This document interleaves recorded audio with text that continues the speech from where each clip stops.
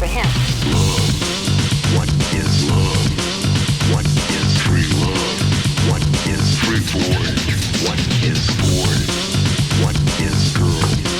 What is free girl? What is love is free. Love is free. Love is free. Love is free. Ready to kick some ass.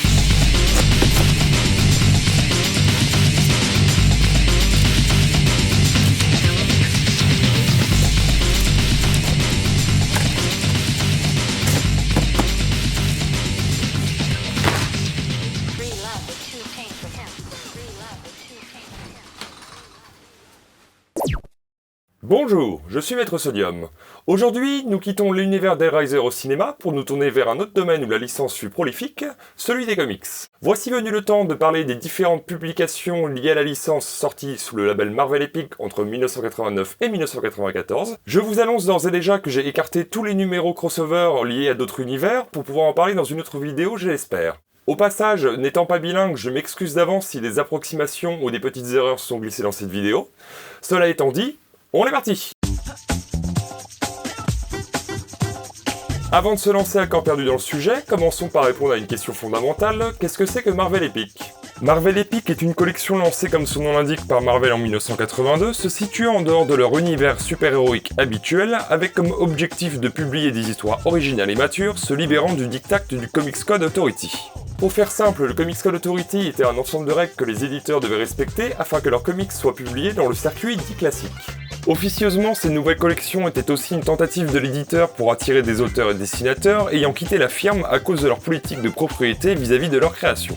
En gros, si vous aviez créé un personnage ou un monde dans leur univers, les droits revenaient automatiquement à Marvel, qui pouvait l'utiliser comme bon leur semble, sans vous demander la permission, ni vous créditer. C'est à cause de ce genre de politique que certains auteurs ont fini par quitter les deux grandes maisons d'édition qui étaient Marvel et DC, et créer la société Image Comics en 92 par exemple.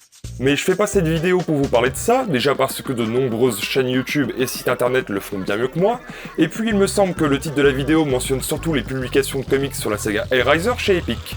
Donc, recentrons-nous.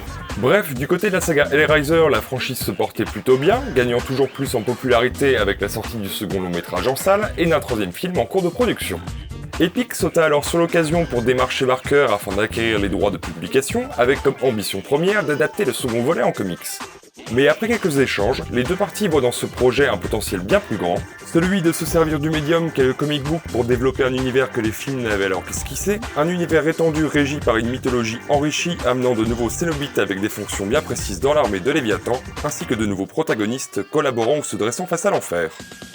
Le projet prit alors la forme d'une série qui sera éditée sous la forme d'une anthologie. En gros, un numéro de la série se présentera comme un recueil composé de plusieurs histoires par des équipes artistiques différentes et sans lien scénaristique entre elles. Afin de présenter le concept aux futurs collaborateurs et de leur donner un cadre où développer leurs futures histoires, Barker entreprit la rédaction d'une bible avec les éditeurs D.G. Shuster et Archie Goodwin. Oui, j'ai bien dit une bible. C'est assez ironique aujourd'hui quand l'on sait que Barker déclara dans une interview en 2000 qu'il cherchait à retrouver le rythme de la Bible dans ses productions littéraires. Mais dans le cas d'Epic, ce n'est pas du livre religieux dont l'on parle, mais d'un document de référence pour toutes les personnes travaillant sur le projet. En l'occurrence, celle-ci présente le concept de la série, les attentes des éditeurs, ainsi que l'univers d'Hellraiser, que ce soit les règles et les notions régissant ce monde, les personnages évoluant dedans, ainsi que leurs noms et fonctions au sein de celui-ci. D'ailleurs, profitons-en pour nous faire un petit récap sur l'univers et d'y ajouter quelques nouveaux éléments que ce document nous apporte. Il existe dans ce monde une boîte nommée la Configuration des Lamentations, se présentant sous la forme d'un casse-tête qui, une fois résolu, ouvre la porte des enfers, permettant à ses serviteurs de pénétrer notre dimension. Ces serviteurs, connus sous le nom de Cénobites, sont d'anciens humains ayant résolu l'énigme de la boîte et qui ont été choisis pour rejoindre l'Ordre de l'Entaille, armée de la damnation dirigée par l'entité du mal régnant sur ce lieu, Léviathan, incarnation de l'ordre et de la perfection, ayant déclaré la guerre à l'humanité, la considérant comme un amas de chair malléable, il souhaite la soumettre afin de lui donner le même visage que celui de sa dimension, celui d'une structure parfaitement ordonnée, loin du chaos et de l'agitation que symbolise pour lui la vie. Léviathan est aussi responsable de la création de la boîte. C'est de sa propre chair qu'est issue la matière qu'il envoie aux hommes qui s'en servent alors pour construire des clés permettant de créer une passerelle entre les deux mondes.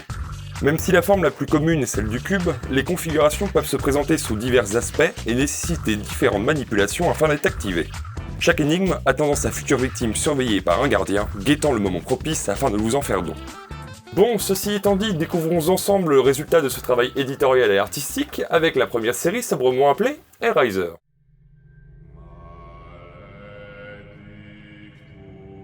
Série anthologique publiée de 1989 à 1992, elle se compose d'un total de 20 numéros plus 3 épisodes spéciaux sur les thèmes des fêtes et des saisons, publiés entre 1992 et 1994.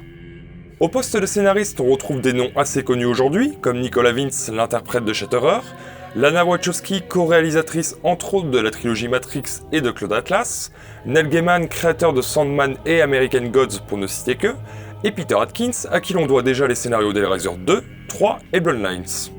Chaque volume de la série est composé de plusieurs histoires, entre 2 et 4 selon la pagination du numéro, toutes indépendantes des unes des autres. Elles peuvent se dérouler sur des périodes assez variées, allant de 400 ans avant Jésus-Christ jusqu'à un hypothétique futur où l'homme pourra s'aventurer sur d'autres planètes et où Léviathan et ses Cénobites l'attendront. Si certaines d'entre elles se passent dans un contexte purement fictionnel, d'autres prennent l'idée de s'appuyer sur des événements et figures historiques réelles comme l'avait fait Barker dans sa nouvelle originale, ou Atkins à plus petite échelle dans le second film. Aussi, cela peut vous paraître évident, mais qui dit série anthologique dit en outre de nombreux dessinateurs au style très différent, et ce au sein d'un même numéro. Si ce manque d'homogénéité peut potentiellement en rebuter certains, il a le mérite de donner un cachet à certaines histoires, ainsi que de nous faire accepter le changement de ton entre deux récits. C'est aussi l'occasion de pouvoir admirer des travaux de jeunesse de futurs grands noms du média, avec entre autres Alex Ross qui vient nous flatter la rétine le temps d'un numéro, futur peintre d'œuvres cultes comme Marvels et Kingdom Come, ce fut une véritable surprise que de le découvrir dans cette série, même si son travail sur l'iconisation de ses personnages marche ici beaucoup moins qu'avec des super-héros. Et les scènes d'action ne sont pas son point fort si vous voulez mon avis. Posez cette arme, tout de suite. L'on peut aussi croiser au détour d'une petite histoire un certain Mike Mignola, qui n'en est pas à ses débuts, ayant entre autres déjà travaillé sur les titres Alpha Flight et l'incroyable Hulk chez Marvel, ou encore chez DC sur le one-shot Gotham by Gaslight, qui voyait Batman évoluer à l'époque victorienne. Ah, il a aussi créé une série qui a débouché sur un des plus grands univers étendus de la scène des comics indépendants, la série Hellboy, rien que ça. L'on pourrait aussi citer Dave McKean, illustrateur, photographe et graphiste, que je connais surtout pour avoir illustré le roman graphique Batman Arkham Asylum, scénarisé par Grant Shadowf Morrison, excusez-moi, tic de langage, ainsi que les couvertures réalisées pour la série Sandman, scénarisée par Neil Gaiman, avec qui il fait équipe ici. Mais ça ne s'arrête pas là, on pourrait aussi parler de l'artiste Scott Hampton, Colin Doran, Sam Keefe... Get on with it! Yes! Get on with it! Bref, que du beau monde pour illustrer une série qui... Get on with it! D'accord. Passons au vestiaire alors. Même si certaines histoires mettent en scène notre chère tête d'épingle, c'est aussi l'occasion pour nous de découvrir une myriade de nouveaux Cénobites plus ou moins proches des concepts artistiques du premier long métrage.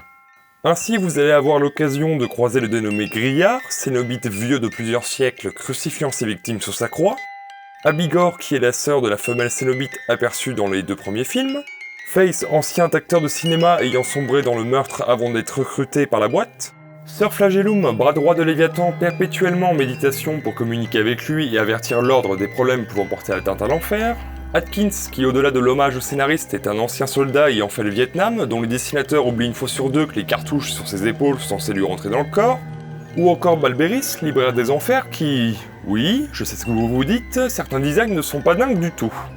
Non pas que la série manque de Cénobites aux designs originaux et en couleur, on peut même dire sans crainte que certains artistes se sont pas mal lâchés sur l'aspect monstrueux de quelques-uns d'entre eux, les plaçant plus du côté de la chimère monstrueuse que du religieux sadomasochiste.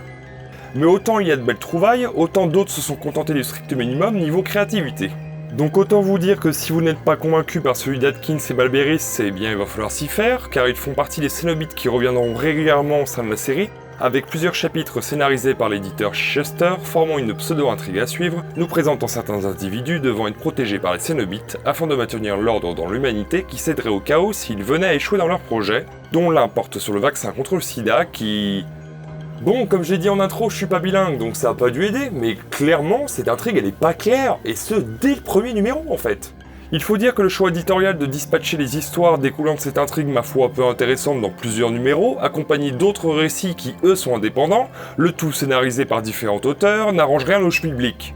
Et si j'en crois certaines critiques sur le net, même les anglophones ont du mal à saisir où en veut venir l'auteur, donc ça confirme bien. On bite rien, et en plus on s'en fout. Mais ça a au moins le mérite de conduire à un bon épisode mettant en scène un tribunal au sein de la dimension de Léviathan, On y évoque même les 2 premiers films, ce qui nous fait nous demander ce que foutaient les autres membres de l'ordre pendant que Kirsty et compagnie se promenaient en enfer. C'est aussi l'occasion pour nous de faire la connaissance du personnage de Griot, qui n'est autre qu'un livre de chair où est gravé les différents événements liés à la guerre que mène Léviathan face à l'humanité. Le concept s'inspirant de la première nouvelle des livres de sang écrite par Barker, nous contant l'histoire d'un homme se faisant écrire dans sa propre chair toutes les intrigues constituant les recueils des dites nouvelles. Oh, à quelle échelle nous trouvons-nous sur l'échelle du fanservice ?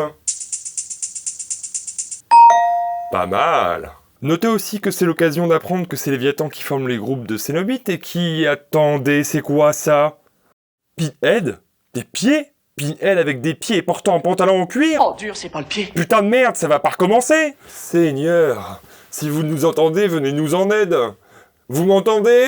Vous m'entendez ? Ouais, ça va, on a entendu. Car oui, les éditeurs ont dû se dire la même chose à l'époque, car non content de voir son univers étendu par d'autres auteurs, se contentant d'être crédité comme consultant sur la série, Barker revint le temps de 2 épisodes au poste de scénariste afin de nous présenter la figure divine se dressant contre les sombres desseins de l'enfer, Mortemamé, sœur de Léviathan qui fut enfermée par celui-ci dans un sarcophage en forme d'œuf et verrouillée grâce à une configuration sous forme de tablette de pierre. Mais même enfermée, elle créa ses Arrowverse, 6 élus ayant la lourde tâche de lutter contre l'ordre de l'entaille et de la libérer, mais ceux-ci échoueront, conduisant la déesse à retenter sa chance en sélectionnant de nouveaux individus, qu'elle dotera ce coup-ci d'armes bénites permettant d'éliminer les Cénobites de la seule manière possible, en les démembrant. Cette histoire, bien que très bonne à suivre et très jolie à regarder, finit malheureusement sur un cliffhanger, obligeant le lecteur à se tourner vers la série The Arrowverse qui sortira en 93. Néanmoins, elle est tout de même importante pour la franchise, étant donné que l'on nous présente pour la première fois la figure divine, et même christique, faisant face à Léviathan et à ses Cénobites, qui étaient jusqu'à là les seuls êtres mystiques rencontrés dans cet univers. Il serait cependant dommage de résumer ces seuls numéros comme unique ajout mythologique. J'aurais très bien pu parler de la proposition de Malcolm Smith et Mike Mahon, servant de prologue à cette histoire, ou bien celle de Mark Nelson, nous présentant le Cénobite Orno, créateur des Gardiens des Configurations. Mais ça serait superflu de vous compter un à un les numéros de la série, et quitte à vous conseiller les histoires en particulier, je préférerais faire ça dans une autre vidéo. Sachez juste que certaines de ces histoires s'apparentent plus à des essais au sein de cet univers que de véritables extensions. Ce qui, soyons clairs, n'est pas un défaut, loin de là, car la plupart des meilleurs récits de cette anthologie font partie de cette catégorie. En revanche, si l'aspect mystérieux ainsi que l'attitude très calme et froide des Cénobites présentes dans les premiers films était un élément important pour vous, attendez-vous à être surpris par certaines histoires qui les montrent presque évoluer dans leur quotidien, avec leur lot de loisirs et de disputes, ce qui les humanise beaucoup, peut-être même trop. Mais n'oublions pas que malgré leur statut au sein de l'enfer, ça reste avant tout d'anciens humains avec leurs qualités et leurs défauts. Sinon, je vais tricher un peu et vous parler des 2 numéros spéciaux sortis en 92, se présentant sous ce même format que la série originale, à la différence près que leurs différentes histoires sont encadrées par un pseudo-fil narratif les liant ensemble. Autant celui de Noël est assez drôle, nous présentant les Cénobites découvrant l'existence d'un prototype de configuration sous forme de jouet pour enfants non répertorié dans le Sigillum Diaboli of the Abyss, livre listant toutes les configurations éparpillées par Léviathan. En revanche, celui de l'été aurait très bien pu paraître dans la série classique, les histoires racontées n'étant que très peu raccord avec la saison estivale, mais enfin, les histoires y sont plutôt bonnes, donc je ne cracherai pas dessus non plus. Quant au 3e épisode spécial sur le thème du printemps, il est en fait la dernière publication épique sur la franchise Hellraiser, et si j'en parle maintenant, c'est uniquement parce que les rééditions en format collecté de la série l'ont classé dedans. Il se démarque cependant des autres numéros en étant un one-shot nous présentant un groupe d'individus qui souhaitent détruire l'enfer, mais qui contrairement au concept des Arrowverse, ne sont pas soutenus par une quelconque divinité. On y retrouve malgré tout les thèmes classiques de la saga, avec la religion, la sexualité, la mutilation, la transformation des corps. En bref, une histoire assez classique et accessible à toute personne ayant visionné les premiers films. On y apprend même que les gardiens ont en leur possession une clé leur permettant de voyager entre la Terre et le labyrinthe de Léviathan, ce qui n'est pas surprenant en soi, mais il est toujours plaisant de voir des auteurs et des autrices accorder du temps à ce genre de petits détails. Donc, est-ce que je vous recommanderais cette série ? Alors certes, elle reste inégale due à son format anthologique, et acheter un numéro à l'aveugle s'apparente un peu à jouer à la roulette russe. Mais des perles se cachent en son sein, et il serait fort dommage de passer à côté, surtout si vous êtes déjà fan de la licence. Après, je me doute que dans ce cas de figure, vous n'avez pas attendu cette vidéo pour vous y lancer. En revanche, si vous n'avez toujours pas sauté le pas, c'est l'occasion, vous pourriez être agréablement surpris et même si vous n'êtes pas familier de cet univers, le concept de base reste assez simple à comprendre pour n'importe quelle personne désirant lire des histoires horrifiques. Par contre, ce qui risque de vous freiner dans cette découverte, c'est son accessibilité. En France, c'est l'éditeur Comics USA qui en a édité une petite partie. Quand je dis petite, c'est vraiment petite, car il y a seulement 3 tomes de parus et reprenant chacun l'équivalent d'un numéro US, virant au passage certaines petites histoires de moins de 10 pages. Le seul avantage de cette édition, outre la traduction, reste son format en BD franco-belge, ce qui nous permet d'apprécier certaines planches de toute beauté. Par contre, il va falloir se tourner vers les librairies d'occasion et les truquipus pour se les procurer, car elles datent quand même des années 90.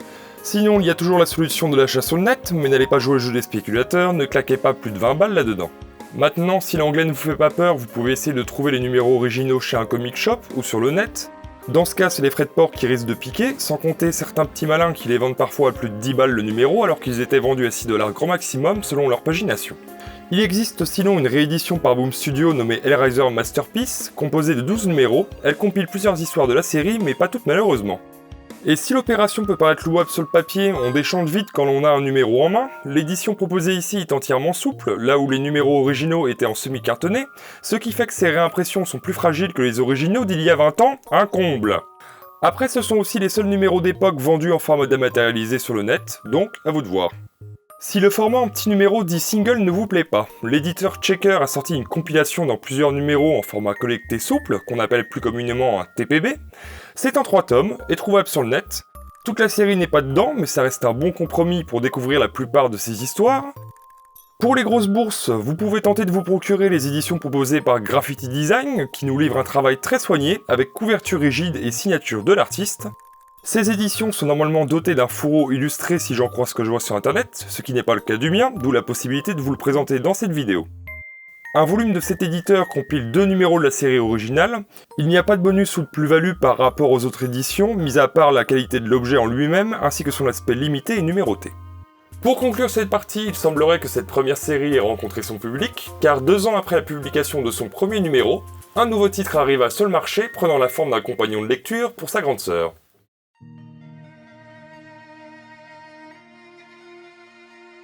Seconde série parue chez Epic de 1991 à 1993, elle se présente sous la forme de 4 numéros indépendants les uns les autres, nous livrant infos et histoires sous le lore d'Hellraiser. Même s'ils sont publiés sous le format classique de comics, ils sont comme leur nom l'indique des compagnons de lecture à la série mère, et se présentent donc plus sous la forme d'histoires et de bonus illustrés que de bandes dessinées. Vous voilà prévenu, maintenant passons au contenu des différents volumes. Ainsi, le premier numéro porte bien le terme « compagnon » de son titre, car il va essentiellement nous présenter les concepts de l'univers, du créateur de la boîte jusqu'au Cénobite et Léviathan, en passant par les gardiens des configurations que l'on a pu découvrir dans les 3 premiers films sous la forme d'un vagabond, d'un vendeur et d'un démon ailé. Le livre nous confirme bien qu'ils peuvent prendre la forme qu'ils désirent afin d'approcher facilement l'individu choisi par la boîte, et même se changer en animal comme un chat par exemple. On y trouve aussi des petites histoires sur des Cénobites découverts dans la série originale, ainsi qu'un petit passage nous présentant diverses formes de configuration allant d'une croix modulable à une incantation à réciter en effectuant une cérémonie précise à la manière de Hellraiser Bloodlines. L'ensemble de ces récits est encadré par le témoignage d'un homme apprenant l'existence de Léviathan et du labyrinthe dans notre monde, allant même jusqu'à supposer que Barker serait lui-même un rescapé de l'enfer, ou pire, un de ses serviteurs. Pour le second numéro, nous avons droit à une correspondance entre des enfants et leur père, qui est un général au Vietnam ayant dans ses hommes le futur Cénobite Atkins. Découvrant un livre contenant des informations concernant la guerre que Léviathan mène contre l'humanité, c'est l'occasion pour nous de découvrir des détails sur le labyrinthe et l'existence de 2 créatures nommées Shidna et Basilisk, couple reptilien dansant de façon symétrique et s'entre-déchirant lorsqu'un événement susceptible de menacer les projets de l'ordre est sur le point de survenir. On a aussi le droit aux origines de la Cénobite Sœur Flagellum et un descriptif approfondi de la fonction de bibliothécaire de Balbéris. Enfin, on nous retrace la genèse des armes que Mortemame a données à ses Arrowverse dans l'histoire que j'ai très brièvement évoquée plus tôt. Étant d'abord des amulettes forgées en 4600 avant Jésus-Christ par 6 tribus vénérant une déesse de la mort et de la renaissance du nom de Kalaani, elles finirent dispersées à travers les âges et furent tour à tour reconfigurées sous forme d'armes, conduisant la déesse à apparaître aux hommes en 616 sous les traits de Mortemame, afin de leur demander de les conserver précieusement pour que l'humanité puisse faire face à une future bataille contre les ténèbres. Le troisième numéro sera sûrement celui qui vous intéressera le plus, car il revient sur l'histoire de Philippe le Marchand, qui n'est ici pas un fabricant d'oiseaux chantants comme dans la nouvelle originale, ou un fabricant de jouets comme dans les Hellraiser Bloodlines, mais un ancien architecte français. Peut-être qu'un jour, dans une autre vidéo, je reparlerai des différentes timelines liées aux différents médias où évolue la franchise. Peut-être. L'on suit donc l'histoire de Philippe débutant ses premières expériences avec la matière créée par Léviathan pour construire des configurations, le conduisant à faire des recherches dans l'occultisme ou consultant plusieurs ouvrages d'anatomie et de légende infernale. Il finit par tomber sur un récit évoquant l'ordre de l'entaille, l'amenant alors à faire le parallèle avec les anges et les démons judéo-chrétiens, ce qui rentre en résonance avec une réplique de Pinhead dans le premier film.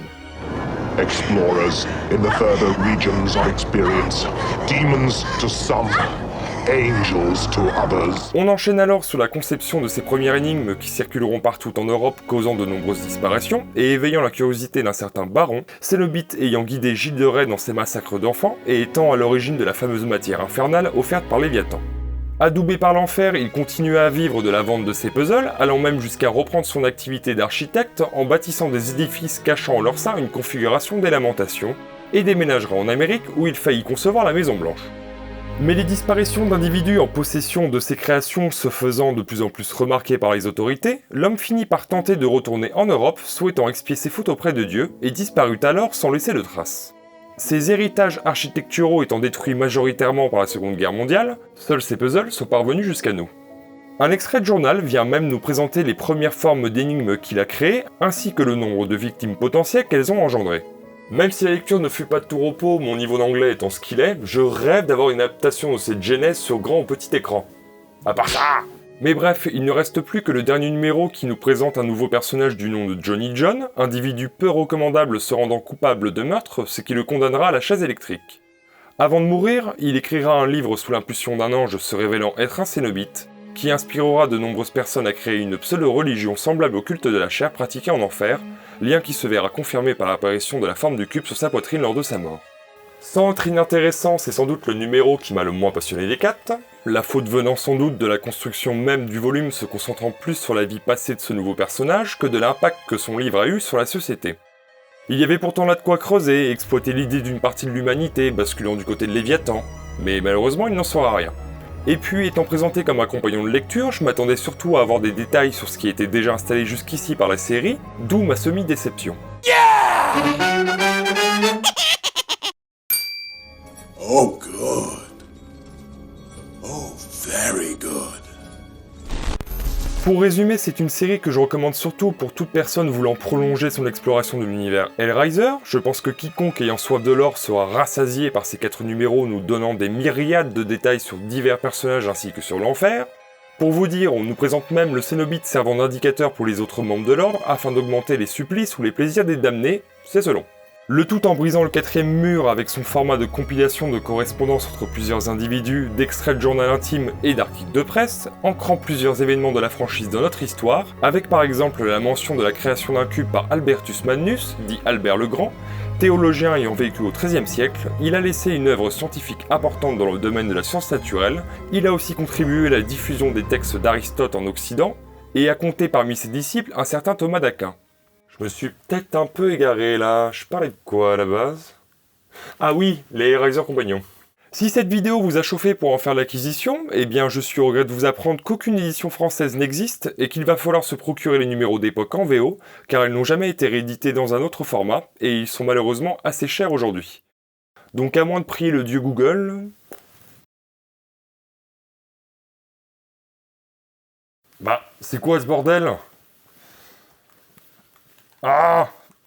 Allez! Et merde, la boxe! Just say goodbye.